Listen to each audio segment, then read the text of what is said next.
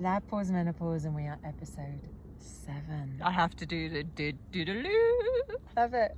Absolutely love it. Every week I love it. Now, before we start, I have to say we're outside. So if you want to see where we are, you have to go to our YouTube channel. You sound very David Bellamy. I do. We're outside. Yeah, we're outside in the undergrowth. We literally are, actually. We are outside. Squatting a mountainside. Literally. Quite literally. Perching on a rock. We are. And so there might be some background noise. There might be some bird sounds, but also maybe the odd helicopter. It might be me squealing as I fall off this Yeah, thing we're that literally perched precariously perched on the side of a mountain. Aren't we are not. Literally are.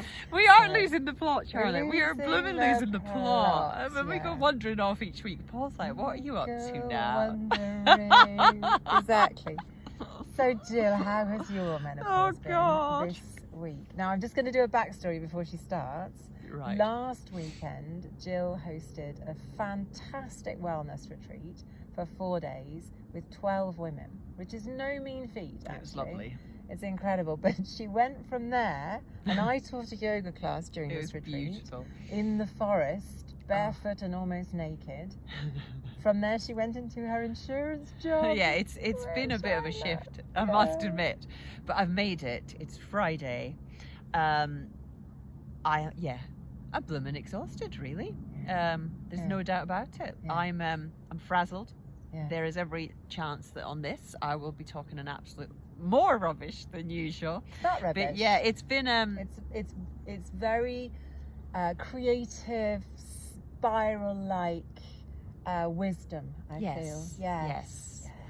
That's what the Pause Menopause is about. Yeah, I'm very what am I this? You know what, work hasn't been bad. It was a shock. It was a shock leaving that retreat Monday morning and then driving to Albertville, to the town, going into the office, and then I've just been in there every day. It's been a shock, but it's been fun, and I'm tired. I am feeling quite often. I'm all about, wow, I'm 50 and I feel fabulous. I'm today 50 and feeling a wee bit fragile. Yeah, but you know what? That's all right. It's all right. I think that's okay. I really do. And I think the interesting thing about the retreat that you were teaching, which is right up my street, and I know it's right up yours, but it was all about connection with nature, which is one of the reasons we've come outside today. And we're not going to do this very often, but we just really wanted to do this early doors in our podcast episodes because it's one of the things that nourishes us. Yes. And it was also about being true to yourself, or being really the version of you that is really you. Authenticity. It was very much the whole weekend. I was about embracing who you are, who you've always been. Stepping into your truth makes it sound very fancy, but just really owning your story, your authenticity. And it was a beautiful weekend of connection where, like these weekends, like always happens, you show up, you may be a bit nervous because some of them had never met one another, never done anything like that before. And within the first session, everyone was bravely sharing their stories, and the big takeaway was, wow, everybody's got their shit. Every single one of us, and it's all a bit different, but it's all similar. You sort of come thinking, oh my God, you know, because let's face it, you go to a wellness retreat usually because you need a bit of space. You've got a lot going on, as everybody does. You come out there, you don't know what you're going to find, and immediately it was just it was beautiful.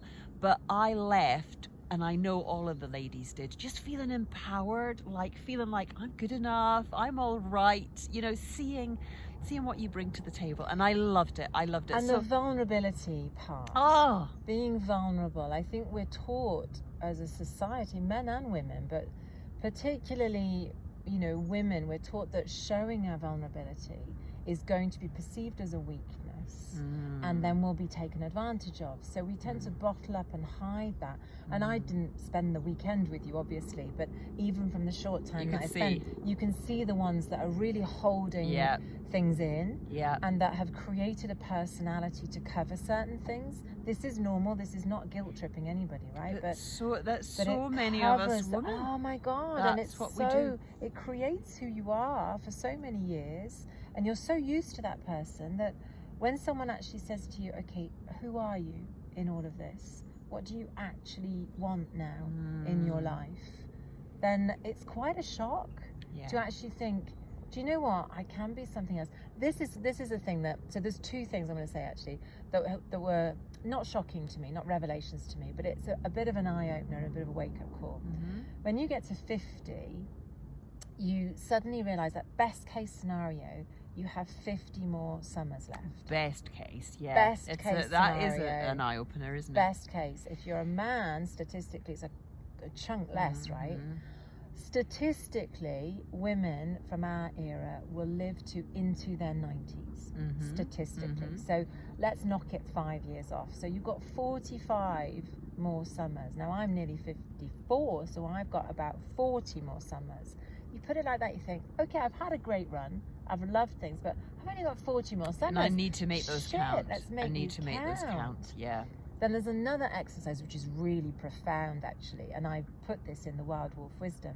It's that when you go down from you've got a year to live, and then it's 6 months, and then it's 3 months, and then it's 2 months, then it's 1 month, and you go all the way down, you've got an hour to live. And it's a whole meditation thing. And it sounds sad, but it's actually beautiful. Really beautiful experience, because you bottle it down, that you whittle it down to the essence of what's it all about then in that case. And at our age, in this sort of bracket, most of us have experienced loss, be it death of parents, death of loved ones, death of friends is starting to happen quite a lot. I've lost loads. As well. I've lost so many. And that's essentially that meditation exercise, but in the flesh, isn't it? When you're faced with something like that, it really hits home that let's not waste another minute. And not that the years before now were a waste, but as we've said over and over again, a big part of that middle section is building career, building home, looking after young. And now that we've kind of played those roles, a huge part of menopause is like, right, okay, so who are we underneath all of that? And how and who is the person that we want to allow to let out for the remainder? And just lose all those shackles and just be who we were meant to be. And if not now, when? You know, if there is a possibility, if not now, when? You know, on the way up to this point where we are. And if you want to see, like I said, where we are, then go to YouTube or go to our Instagram pages, because you'll see where we are. We were talking about the fact that I might buy a horse, right? Now this isn't not. It's like debating whether you have a child or not. It's never the right time, right? It's never going to be the right time. Of course not. And okay, it's not a child, but it's an expense. It's an investment. It's a like time a child. commitment. Yeah. You know, it's a big thing. But it will be your baby.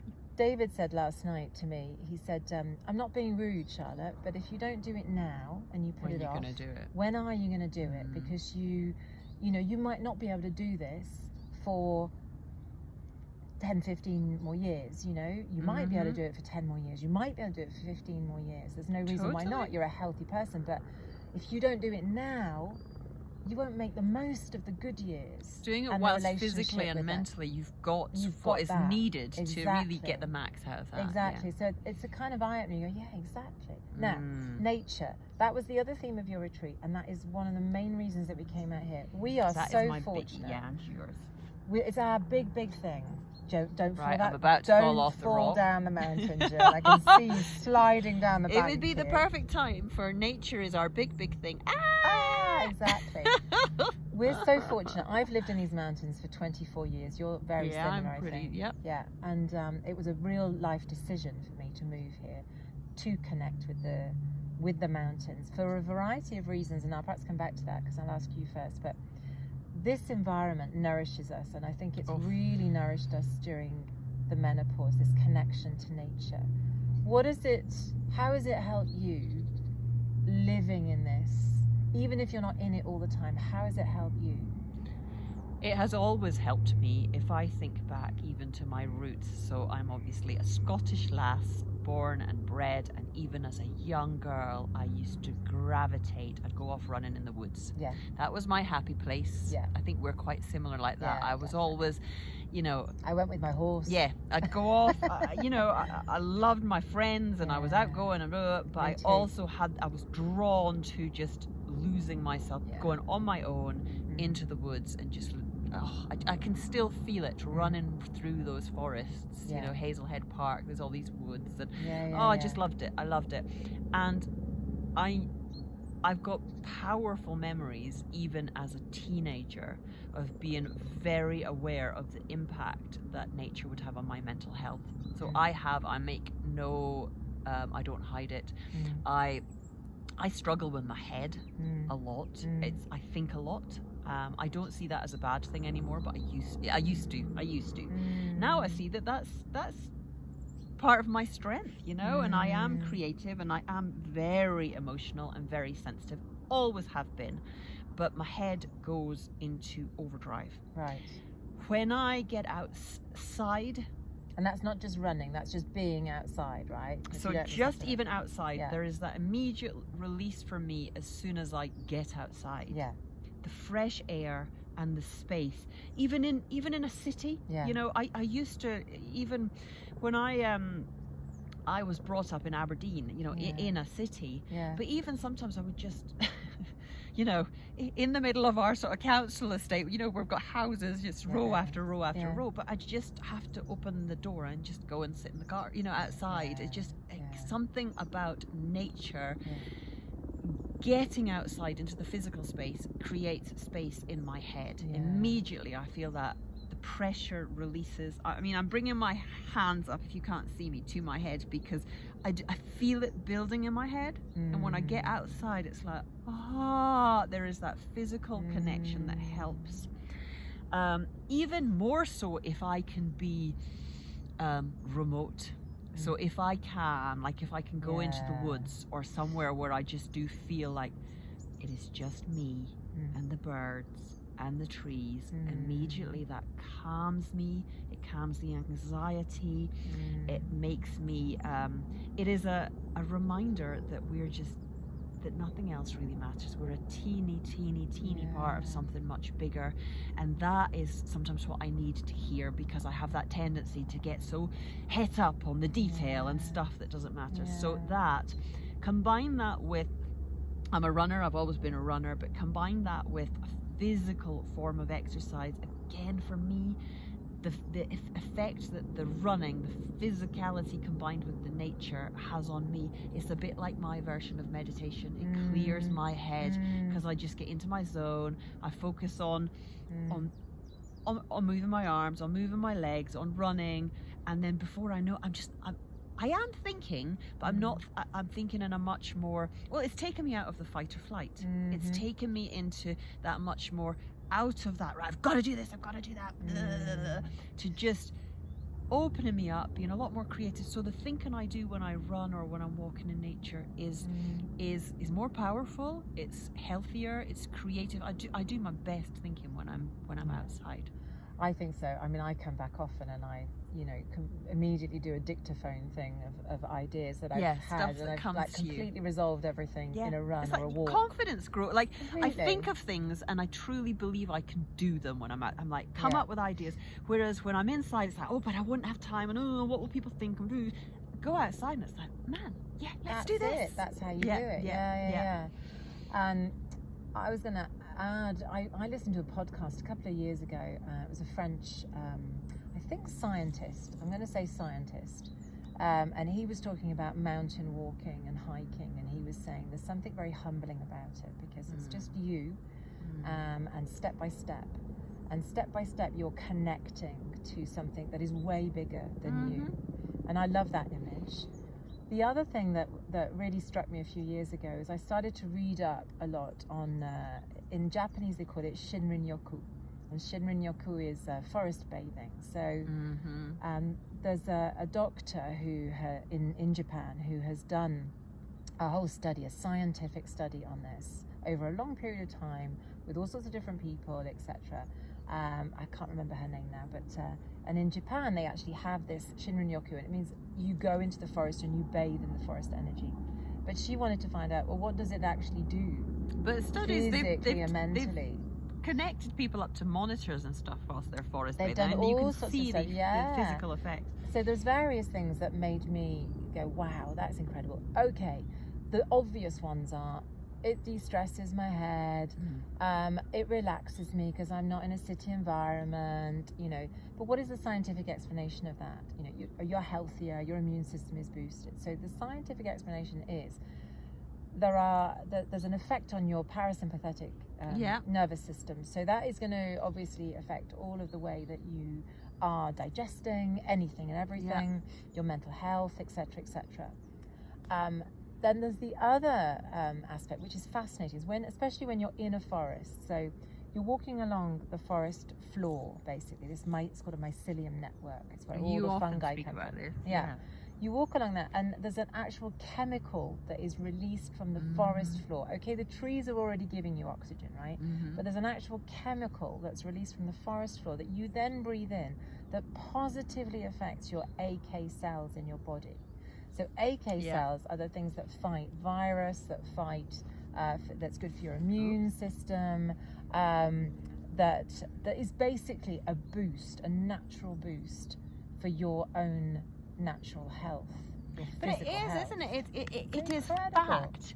And this is, we are so, nowadays, we're all searching for the cure, the magic cure. We'll spend all this money Googling and looking for stuff. And I'm not saying it doesn't, it prevents all of that. But the thing is, this, God, the amount of times I hear, yeah, Jill, but I don't have time to exercise, or I don't have time to get outside, or I don't live where you do. Parks. But anywhere has some green space. It's fact. It's like the science speaks for itself. It's not just us going, oh, this is what works for me. Even if it's, because she did study as well, even if it's not every day, and there's a considerable time once a month spent in nature. So once a month, take a bus, take a train, take a drive, get out just to do it. You know, and even if you don't have long, what I'm doing at the moment in a group I run is I'm challenging everyone to get outside every day. Yeah. So I'm not saying go out and run every day or exercise, but I'm saying get outside. And I'm doing it myself. And as I was saying to you on the way up here, it's like the other day I was in the office and busy. And then I suddenly thought, blimey, I'm telling everybody else to do it. Well, I better blooming well do it myself, because I wasn't going to go because it's just, there's all this stuff that gets in the way, and it's so easy to just think, oh, well, I'll go tomorrow, and you know, I can only spare 5 minutes today, so what's the point? I'll just stay in front of my computer and work and eat my lunch in front of my computer. Instead, I said no. I got up, took my salad, went to the park. And just that, I mean, it was literally in my lunch break. The salad did spill all over her telephone, by the way. The salad did end up all over my bag. The reality stains. was, but it did make a difference. I could feel it. I was happier and more energized in the afternoon in the office. And it's fact. It's what's happening in your body. It's okay. What can you fit in so that it's realistic and it's easy where you live? Because we're not talking about, you know, you can't some people can't radically change their day to day, but everyone can go outside. You can have your cup of coffee on the balcony or out your back door or something. Everybody Sharon can do Blackie that. I talk about quite often, and she talks about having a sit spot. So you have like a spot that you go to every single day and you sit and meditate. Preferably that is in nature, on a rock, in the grass, something like that, but it doesn't have to be. But as long as it's outside somewhere, and there are some beautiful spots in cities and towns where you can sit as well. But have a sit spot, but go there every day consistently for a period of time. Yeah, that's what I would love. And just people like if anyone listening to this could be tempted to just for a month do it. Just challenge yourself to get outside, even if it is for 5 minutes, a cup of coffee, whatever, a sit spot, and just do it. To see, I would guarantee it will have a positive effect on your menopause. Guarantee. That's a dangerous phrase. I'm going for it. I'm just going to also add, Jill's now got bits of grass and plant in her hair. So if you actually do look... And I'm snorting. And she's I've just snorted. She's also on her sweatshirt, and I think we might end with this one. She's got this brilliant phrase, and it says, live, laugh, love, and don't overthink. And the last line is the one I said, that's the one I'm having a wee bit of a problem with this week. Don't overthink. So hence the reason, even if I wear this when I look in the mirror, it reminds me. Yeah. Love it. I'll take a photo. Yeah. I'll take a photo and pop it onto my Insta page and things, just so that you can see the effect of that. Yeah, it's making me look very serene, isn't it? I'm all like, ooh, my little sweatshirt, and we're in nature. And when really the reality is... I have to say, you're very colour coordinated. I'm not normally colour coordinated. She wasn't wearing this first thing this morning when we went for a dog walk. No, I had a little bit of a tacky sweatshirt on this morning. Quite bright. Just slightly fluorescent. I actually joked because she's done this trail race, and these trail races that this company organises, they do nighttime ones as well. And I actually joked that if she wore that for the nighttime part, people would actually be able to see her without any lighting or anything. It's just, wow. You know what I loved? I loved that sweat. I bought it, and I was up at a trail race when I bought it in this moment of, I was in this euphoric time. And as soon as I came home, I was all giddy, and I said to Paul and Matt, do you like my sweatshirt? And the look on their face. And they were like, oh, it's a bit shell suity. And I thought, well, you know what? There's my little bubble burst. Oh. And then I came out this morning and I said almost the same thing. A wee bit bright. I just said, well, I put my sunglasses on for that one. And my hair's falling out. So I've changed to live, laugh, Yes, love. Very nice. We love it. Thank you for joining this episode, everybody. I hope the nature thing. Get outside. That's the message from today. Get outside and sit or move. I know many people listening to this already do this too, and so know that. But this is more for those who don't. Just try it. Just try it. Exactly. It has always been, I think, both of our thing for both physical and mental health. Oh, definitely. I actually came to the mountains initially. Well, I followed my heart because I was in love with my ski instructor. That was the first thing. But I did come to the mountains because... Sod the mental health. No, but that was for my mental health. That was for my mental health, actually. It was for my mental health. Following my sexy ski instructor. Yeah, the truth comes out. The truth comes out. But the other reason I did move was because I was living in central London.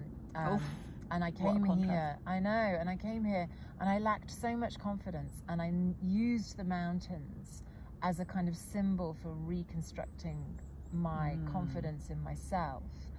But I still treated them with a bit of a challenge element. I've got to get to the top. I've got to beat this. I've got to do that.